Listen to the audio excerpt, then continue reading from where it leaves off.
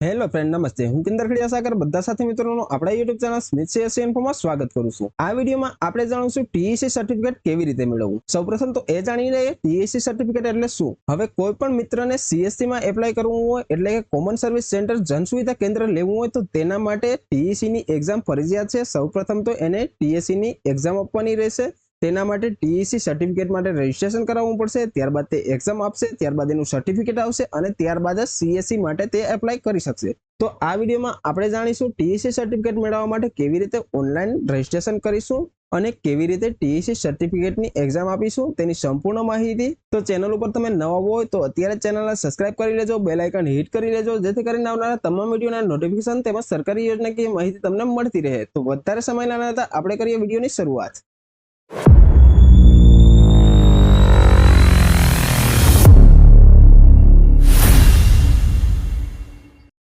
સૌપ્રથમ તો આપણે બ્રાઉઝર ઓપન કરી લેશું. સીએસસી ઈ ગવર્નન્સની ઓફિશિયલ સાઇટ ઉપર આપણે પહોંચી ગયા છે. અહીંયા પર ઘણા બધા ઓપ્શન જોવા મળે છે, જેવી રીતે કે હોમ છે, એપ્લાય છે, માય એકાઉન્ટ છે, ટૂલ છે અને એફએક્સયુ છે. તો સૌથી પહેલા તો આપણે એપ્લાય ઉપર ક્લિક કરી લેવાનું રહેશે. અહીંયા પર સીએસસી માટે રજીસ્ટ્રેશન કરવા માટે ન્યૂ રજીસ્ટ્રેશનનું ઓપ્શન આપેલું છે. તો તેના માટે આપણે ટીઈસી સર્ટિફિકેટ ખૂબ જ જરૂરી છે. તો સૌપ્રથમ આપણે ટીઈસી સર્ટિફિકેટમાં એપ્લાય કરીશું. તો ટીઈસી સર્ટિફિકેટ ઉપર ક્લિક કરી લેશું. ક્લિક કરતાની સાથે સીએસસી એકેડમીના પોર્ટલ ઉપર આપણે રીડાયરેક્ટ થઈ ગયા છે. અહીંયા પર આપણે જોઈ શકીએ છીએ લોગિન વિથ યુએસ. તો તેની ઉપર આપણે ક્લિક કરી લેવાનું રહેશે.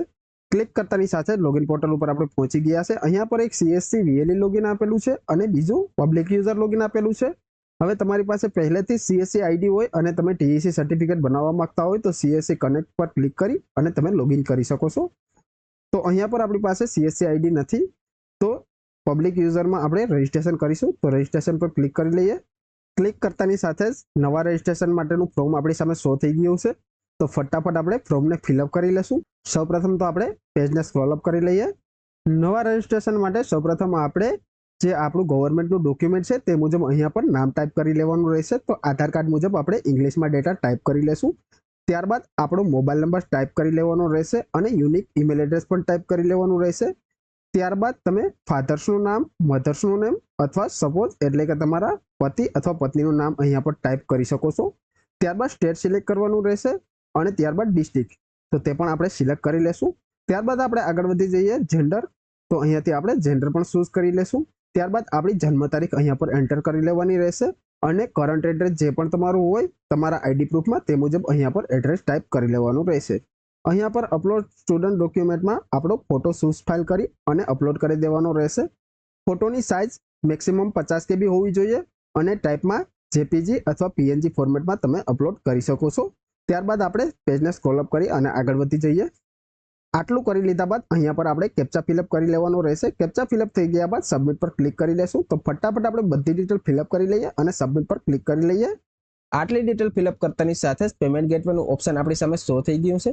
ટીઈસી એક્ઝામ આપવા માટે અહીંયા પર આપણે જે ફી પે કરવાની થશે તે અહીંયા પર આપેલી છે. તો તે તમે કાર્ડ, નેટ બેન્કિંગ અથવા તો યુપીઆઈની મદદથી પેમેન્ટ કરી શકો છો. તો અહીંયા આપણે યુપીઆઈનું ઓપ્શન સિલેક્ટ કરી લેશું. ત્યારબાદ અહીંયા પર તમે ક્યુઆર કોડ સ્કેન કરી અથવા તો તમારો યુપીઆઈનો મોબાઈલ નંબર અથવા તો યુપીઆઈ આઈડી વેરીફાઈ કરી અને પેમેન્ટ કરી શકો છો. તો ફટાફટ આપણે પેમેન્ટ કરી લઈએ. સક્સેસફુલી આપણે પેમેન્ટ કરી દીધું છે. ત્યારબાદ થોડો વેઇટ કરી લઈએ.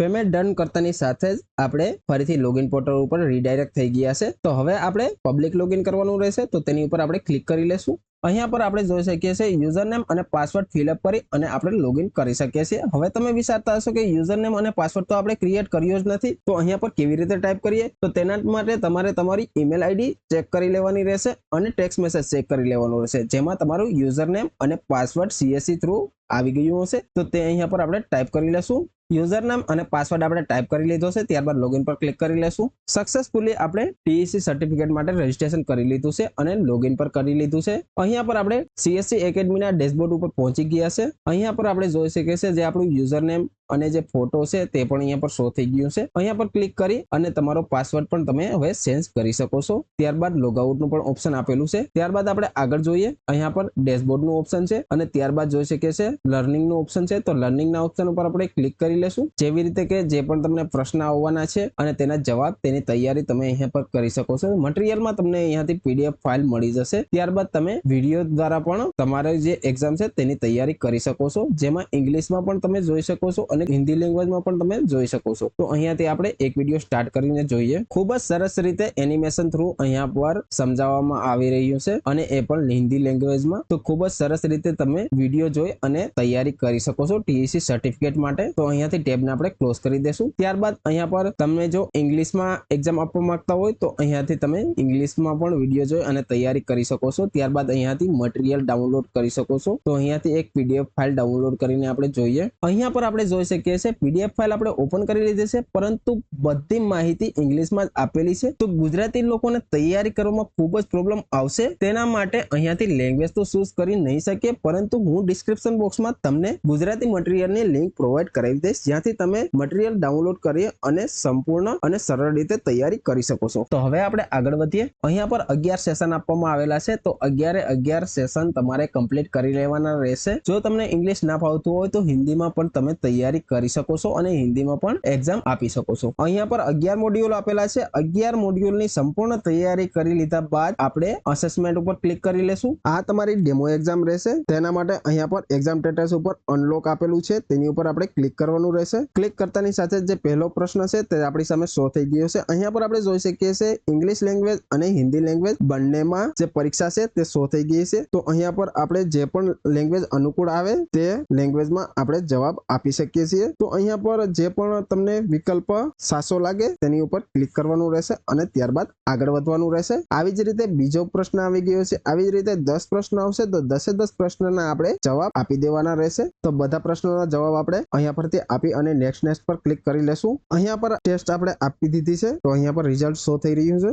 અહીંયા પર આપણે જોઈ શકીએ છીએ 2 મોડ્યુલ આપણે કમ્પ્લીટ કરી લીધા છે. ત્યારબાદ આપણે ત્રીજો મોડ્યુલ કમ્પ્લીટ કરવાનું રહેશે. એવી જ રીતે 10 મોડ્યુલ આપણે કમ્પ્લીટ કરી લેવાના રહેશે. બધા મોડ્યુલ કમ્પ્લીટ કરી દીધા બાદ ટેક એક્ઝામનું ઓપ્શન આવી જશે. તેની ઉપર ક્લિક કરી અને તમે એક્ઝામ આપી શકો છો. અને જેવી જ એક્ઝામ તમે કમ્પ્લીટ કરશો તેવું ટીઈસી સર્ટિફિકેટ તમને ડાઉનલોડ કરવાનું ઓપ્શન આવી જશે અને તમારા મેલ પર પણ આવી જશે. તો ફરીથી આપણે ડેશબોર્ડ ઉપર આવી જશું. ટીઈસી ની ફાઇનલ એક્ઝામ આપવા માટે કોઈ પણ સમયની મર્યાદા નથી. તમે ઘણા સમય માટે પણ જે લર્નિંગ છે તે કરી શકો છો. સંપૂર્ણ તમે કમ્ફર્ટેબલ હો ત્યારે જ તમે ફાઇનલ એક્ઝામ આપો અને જેવી જ ફાઇનલ એક્ઝામ કમ્પ્લીટ કરશો એટલે તમને ટીઈસી સર્ટિફિકેટ પ્રોવાઈડ કરી દેવામાં આવશે. ત્યારબાદ હવે આપણે આઈડી ને લોગ આઉટ કરી દેશું. આ વિડીયોમાં આપણે જોયું જન સુવિધા કેન્દ્ર એટલે કે સીએસસી ની આઈડી લેવા માટે ટીઈસી સર્ટિફિકેટ ફરજિયાત કરી દેવામાં આવેલું છે. તો ટીઈસી સર્ટિફિકેટ મેળવવા માટે ઓનલાઈન રજીસ્ટ્રેશન આપણે કેવી રીતે કરવું, કેવી રીતે એક્ઝામની તૈયારી કરવી અને ફાઇનલ એક્ઝામ કેવી રીતે આપવી તેની સંપૂર્ણ માહિતી આપણે આ વિડીયોમાં જોઈ. હજુ પણ તમને કોઈ પ્રશ્ન અથવા તો ક્વેરી હોય તો કોમેન્ટ સેશનમાં જરૂર જણાવજો, જેનું નિરાકરણ કરવાનો અમે પૂરો પ્રયત્ન કરીશું. જો વિડીયો તમને પસંદ આવ્યો હોય તો વિડીયોને લાઈક કરી દેજો, ચેનલને સબસ્ક્રાઇબ કરી દેજો અને બેલ આઇકન હિટ કરી દેજો,